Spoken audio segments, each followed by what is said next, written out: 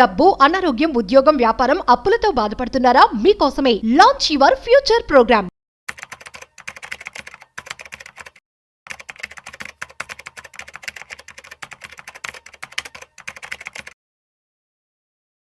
Breaking news, SEBI Reliance అదేవిధంగా BlackRock joint వెంచర్ని SEBI approve చేస్తూ బ్రోకర్ లైసెన్స్ అనేది ఆమోదించడం జరిగింది. సో దీనికి సంబంధించి పూర్తి సమాచారం మనతో చెప్పడానికి ఇవాళ మనతో ఫినాన్షియల్ ఎక్స్పర్ట్ శ్రీరామచంద్రమూర్తి గారు ఉన్నారు. సో వారి మాటల్లో మరింత సమాచారం అడిగి తెలుసుకుందాం. సో హాయ్, హలో, నమస్తే, వెల్కమ్ టు సుమన్ టీవీ. నేను మీ Rajeev Pasupuleti. So hi sir, నమస్తే. నమస్తే అండి సార్, ఇదొక బ్రేకింగ్ న్యూస్ అని చెప్పుకోవచ్చు. So SEBI Reliance at the same time BlackRock joint venture ని బ్రోకింగ్ సంస్థగా కూడా ఆమోదించడం జరిగింది సెబీ. సో అసలు ఈ యొక్క బ్రోకర్స్ యొక్క పని ఎలా ఉంటుంది, ఏంటంటే ఏమని చెప్తారు? సో ఇప్పుడు బ్రోకర్స్ ఏంటంటే, ఇప్పుడు Jio Reliance plus BlackRock అనేది ఒక క్వాలిటీ టీమ్ అనమాట. బ్లాక్ రాక్ ఆల్రెడీ ఇంటర్నేషనల్ గా well established company, MNC company. అది రిలయన్స్ తో టైప్ అవుట్. అంతకుముందు బ్లాక్ రాక్ వచ్చి మ్యూచువల్ ఫండ్స్ లో ఉంది. కంటిన్యూగా లాస్ట్ 15-20 years నుంచి ఉంది. ఒక సక్సెస్ఫుల్ గా అది ఎయిమ్స్ మెయింటైన్ చేస్తుంది. సో అలాంటిది ఇప్పుడు దీనిలో రావటం అనేది కూడా ఒక మంచి హర్షణీయం. ఏంటంటే బ్రోకింగ్ కి జనరల్ గా ఏంటంటే ఇప్పుడు బ్రోకింగ్ అంతా కూడా ఒక 2 రకాలుగా అయిపోయింది. ఒకటి డిస్కౌంట్ బ్రోకరేజ్, అంటే ఇప్పుడు మీకు జిరోదా గానీ ఈ గ్రో యాప్ వీటన్నిటిలో ఏంటంటే ఆన్లైన్ డిస్కౌంట్ బ్రోకరేజ్, అంటే మీకు బ్రోకరేజ్ తగ్గించేయటం, పర్ ఆర్డర్ 20 రూపీస్ 30 రూపీస్ అలా తీసుకోవడం. ఇంకోటి ఏంటంటే ప్రీమియం బ్రోకింగ్, అంటే ఒక మంచి ప్రీమియం అడ్వైజర్ ఇచ్చి వెల్త్ క్రియేట్ చేసి మీతో ఫాలో అప్ చేసి, అంటే ఒక వెల్త్ ని క్రియేట్ చేసేది ప్రీమియం బ్రోకింగ్. అవును.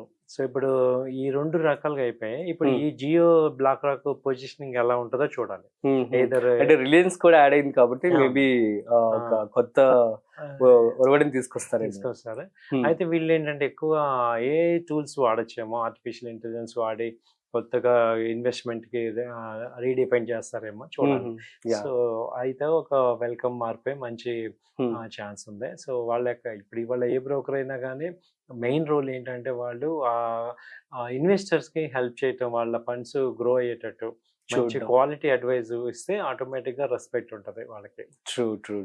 సో ఇక మనం ఎమోషనల్ ట్రేడింగ్ గురించి మాట్లాడుకుందాం సార్. సో చాలా మంది కూడా ఎవరో చెప్పారని చెప్పి, సో లేదంటే తన దగ్గర డబ్బులు లేవని చెప్పి ఆన్ ద స్పాట్ అనుకొని అప్పటికప్పుడు ఇన్వెస్ట్మెంట్ చేసేస్తూ ఉంటారు. At the same time so ఎలా ఇన్వెస్ట్మెంట్ చేయాలి ఏంటి, ఒకవేళ ఫ్రెషర్ గా ఎవరైతే స్టాక్ మార్కెట్ లో పెట్టుబడి పెట్టాలనుకుంటున్నారనుకో, సో వాళ్ళకి ఏం చెప్తారు మీరు? ఫస్ట్ స్టాక్ మార్కెట్లో ఇన్వెస్ట్ చేసే వాళ్ళందరికీ నేను చెప్పేది ఏంటంటే, ఒక 20 years ఉందాము అనేటట్టు ఫస్ట్ మీరు ప్లాన్ చేసుకోండి. ఈ స్టాక్ మార్కెట్లో 20 years ఉందాం, ఇవాళ రేపు కాదు. సో ఇవాళ ఏదో డబ్బులు సంపాదించేసి ఒక 1 month లో లేకపోతే 1 week లో సంపాదించేద్దాం అలా కాదు. ఒక 20 years మనం ఈ మార్కెట్ లో ఉండాలి, అప్పుడు మంచి వెల్త్ క్రియేట్ అవుతాయి. So it is not a one day match. Okay. So second point ఏంటంటే, నాలెడ్జ్ గెయిన్ చేసుకొని ఇప్పుడు ఎవరు చెప్పినా వినండి. వినగానే పెట్టుబడి పెట్టద్దు, ఎందుకంటే డబ్బులు మనవి, రిస్క్ మంది, రెస్పాన్సిబిలిటీ మంది. సో ఒక రెస్పాన్సిబిలిటీ తీసుకొని ఏదో క్యాజువల్ గా మనం వాళ్ళు చెప్పారు వీళ్ళు చెప్పారు అని చేయటం కాదు. అసలు ఎందుకు చెప్తున్నారు, దానిలో మంచి చెడు ఏంటనేది మనం ఆలోచించుకొని అవసరమైతే ఫైనాన్షియల్ అనలిస్ట్, మనకంటూ ఒక ఫైనాన్షియల్ అడ్వైజర్ ఉండాలి. ఓకే. వాళ్ళతో ఒకసారి కన్సల్ట్ చేసుకొని జరుగుతుంది. అంటే ఇప్పుడు ఏ ఫీల్డ్ కి ఇప్పుడు మనకి ఏదైనా ప్రాబ్లం వచ్చింది సార్, చిన్న జ్వరం వచ్చింది సరే, మనం ఏదో టాబ్లెట్ వేసుకుంటాం. పెద్ద ప్రాబ్లం వచ్చింది కంపల్సరీ డాక్టర్ దగ్గరికి వెళ్తాం కదా. సో ఇక్కడ కూడా ఏంటంటే, ఇక్కడ హెల్త్ డాక్టర్ ఎలాగో వెల్త్ డాక్టర్, ఫైనాన్షియల్ ఎక్స్పర్ట్, వాళ్ళని మనం కన్సల్ట్ చేయడం ద్వారా మీకు ఏంటంటే మిస్టేక్స్ తగ్గిపోతాయి. అవును. ఇప్పుడు ఒక 5 lakhs అబౌవ్ ఇన్వెస్ట్ చేస్తున్నప్పుడు మీరు ఒక పోర్ట్ఫోలియో క్రియేట్ చేసుకోవటం, వాళ్ళతో మాట్లాడి ఎవరో ఒకళ్ళు ఒక మంచి ఫైనాన్షియల్ ఆ ఫీల్డ్ లో ఎక్స్పర్ట్స్ తో మాట్లాడండి. ఈవెన్ సెబీ కూడా అదే చెప్తాం. ఇప్పుడు మామూలుగా ఎవరు పడితే వాళ్ళతో కాదు, ఏది పడితే అది అడ్వైజరీ కాదు. ఒక రెస్పెక్టెడ్ ఆ పొజిషన్ లో ఉన్న వాళ్ళతో మాట్లాడటం వల్ల మీకు నాలెడ్జ్ వస్తుంది, ఎందుకు కొనాలి, ఏంటి రీజన్, మళ్ళీ బ్యాకప్ లో మళ్ళీ రివ్యూ చేయించుకోవాలి. అలా చేయించుకుంటే ఏంటంటే మనకి ఇక్కడ ఎంజాయ్మెంట్ కి స్టాక్ మార్కెట్ ఏదో చేసాము వచ్చింది పోయిందని ఫ్రెండ్స్ తో మాట్లాడటం, లేకపోతే వచ్చింది ఆ టైప్ లో కాకుండా ఒక వెల్త్ క్రియేషన్, ఒక డిసిప్లిన్, ఒక సీరియస్నెస్ తో చేసేటట్టు మనం ముందు మైండ్ ప్లాన్ చేసుకోండి. అవును. సో ఇది ఏంటంటే ఒక ప్యాసివ్ ఇన్కమ్, సో ఇది ఒక సీరియస్ గా ఒక ఇన్కమ్ జనరేట్ చేయడానికి ఒక మంచి సోర్స్. దాన్ని ఏంటంటే మనము ఫస్ట్ లోనే మనము ఏదో చాలా క్యాజువల్ యాటిట్యూడ్ తో వెళ్ళటం వల్ల ఏమవుతాం అంటే లాస్ అవుతాం. లాస్ అవటం వల్ల మనం ఏమవుతుంది, ఇంట్లో రెస్పెక్ట్ పోతుంది. రెండోసారి మళ్ళీ ఇన్వెస్ట్ చేద్దాం అంటే మనకి సెల్ఫ్ కాన్ఫిడెన్స్ కూడా తగ్గిపోతుంది. ఇంట్లో వాళ్ళు యాక్సెప్ట్ చేయరు. ఫెయిల్యూర్ ఎలా ఉంటదంటే క్యాజువల్ గా చేసేది దాని వల్ల ఫెయిల్యూర్ అవటం వల్ల మీకు రేపు పొద్దున సీరియస్ వెల్త్ క్రియేట్ అయ్యేటప్పుడు ప్రాబ్లం అవుతుంది. కాబట్టి ఆ చేసేది ఏదో కూడా మీరు ఒక మంచి పర్సన్ తో మాట్లాడి అడ్వైస్ తీసుకొని పర్ఫెక్ట్ గా చేస్తే ఆ సక్సెస్ వేరు. ఓకే, సో ఇక్కడ 2 క్వశ్చన్స్. ఫర్ ఎగ్జాంపుల్ నా దగ్గర డబ్బులు ఉన్నాయి, నేను జస్ట్ ఏదో యూట్యూబ్లో ఎక్కడో చూసి ఇన్వెస్ట్మెంట్ చేసేస్తున్నాను, కానీ దానికి ఒకవేళ ఆ డబ్బులు ఉండొచ్చో పోవచ్చు, బట్ సేవింగ్ అయితే ఉండాల్సి ఉంటుంది. సో ఇట్లాంటి వ్యక్తి కేసులో ఒకటి చెప్పండి. అట్ ది సేమ్ టైం ఒక అతను తెలివిగా అక్కడికి వెళ్ళి ఫైనాన్షియల్ ఎక్స్పర్ట్స్తో మాట్లాడి సేవింగ్స్ కూడా పెట్టుకొని చేస్తూ ఉంటారు. రెండిట్లో ఏది సజెస్ట్ చేస్తారు సార్ మీరు? ఫస్ట్ అతను అందరం తెలియక ఏమంటే మనం ఏమనుకుంటాం అంటే మనకి తెలుసు అనుకుంటాం. ట్రూ. ఇప్పుడు నేను ఒక MBA ఫైనాన్స్ చదివాను, లేకపోతే నేను బీటెక్ చేశాను, నేను ఆల్రెడీ జాబ్ చేస్తున్నాను, నేను ఒక పొజిషన్ లో ఉన్నాను, సో నాకు అన్ని తెలుసు అనుకుంటాం. అవును. బట్ మనకి మన సబ్జెక్ట్ లో తెలుస్తుంది, పక్క సబ్జెక్ట్ లో తెలియదు. ఎగ్జాక్ట్లీ, అది అర్థం చేసుకోవాలి. అంటే వాళ్ళు ఏమైందంటే జనరల్ నాలెడ్జ్ కాదు, ఫోకస్డ్ నాలెడ్జ్ ఇంపార్టెంట్. ట్రూ. ఇప్పుడు ఇవాళ ఈవెన్ అది వరకు జనరల్ మెడిసిన్ వచ్చేది, ఇప్పుడు ఏమైంది, హార్ట్ అంటే హార్ట్ స్పెషలిస్ట్ అయిపోయారు, లివర్ స్పెషలిస్ట్ అయిపోయారు. అలా ఇక్కడ ఏంటంటే ఇన్వెస్ట్మెంట్ అన్నప్పుడు మనం investment short term long term అన్న స్టాక్ మార్కెట్ అన్నప్పుడు ఆ స్పెషలైజేషన్ కలవటం వల్ల మీకు క్వాలిటీ అడ్వైజ్ వస్తుంది. ఎగ్జాక్ట్లీ. మనం ఏం చేస్తున్నాం అంటే మన ఫ్రెండ్స్ కానీ అది ఒకప్పుడు వర్కౌట్ అయింది, ఒక 5 years 7 years బ్యాక్ వర్కౌట్ అయింది, ఇవాళ అవ్వట్లా. ఎందుకంటే ఏ కంపెనీ ఏ విషయంలో ఎలా ఉంటుందో తెలియట్లా. కాబట్టి ఆ కంపెనీలు దాని గురించి వర్క్ చేసే వాళ్ళతో, దాని గురించి మేము ఆ ఇండస్ట్రీలో ఉన్న వాళ్ళతో మీరు మాట్లాడటం వల్ల మీరు రిస్క్ తగ్గిపోతుంది, లాసెస్ తగ్గిపోతాయి, వెల్త్ క్రియేట్ అవుతాయి. అల్టిమేట్ గా మనం ఇన్వెస్ట్ చేసే దేనికి, మన డబ్బు గ్రో అవటానికి, మన వెల్త్ క్రియేట్ చేసుకోవడానికి. కాబట్టి దానికి కంపల్సరీ మనం ఒక క్వాలిఫైడ్ పర్సన్, ఒక మంచి అనలిస్ట్, సీరియస్ పర్సన్ తో మాట్లాడటం అనేది బెటర్ అన్నమాట.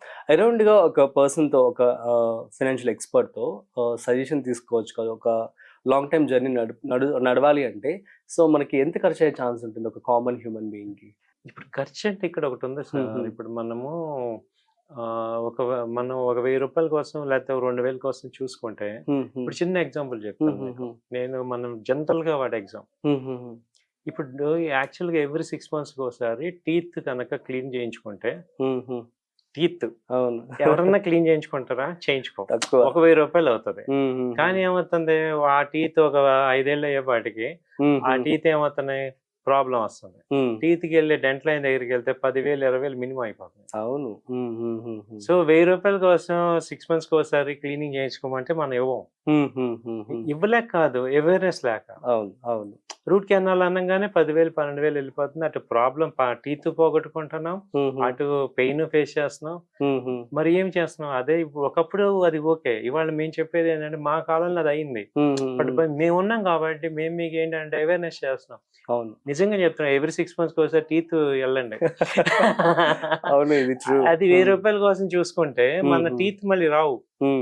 అలాగే మనీ కూడా అంతే, ఒకసారి పోగొట్టుకుంటే రాదు. అవును, పోగొట్టుకోవడం చాలా ఈజీ, అది గుర్తుపెట్టుకోండి. అది తెచ్చుకోవడం చాలా కష్టం. ఒక 1000-2000 ఫైనాన్షియల్ ఎక్స్పర్ట్ కోసం చూసుకుంటే ఇక్కడ లక్షలు పోతున్నాయి.